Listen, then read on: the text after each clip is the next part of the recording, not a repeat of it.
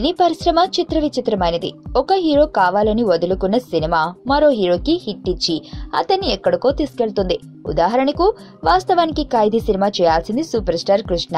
కానీ ఆ సమయంలో ఆయన డైరీ ఖాళీ లేకపోవడంతో ఆ ఛాన్స్ అప్పుడప్పుడే హీరోగా అడుగులు వేస్తున్న చిరంజీవికి దక్కింది.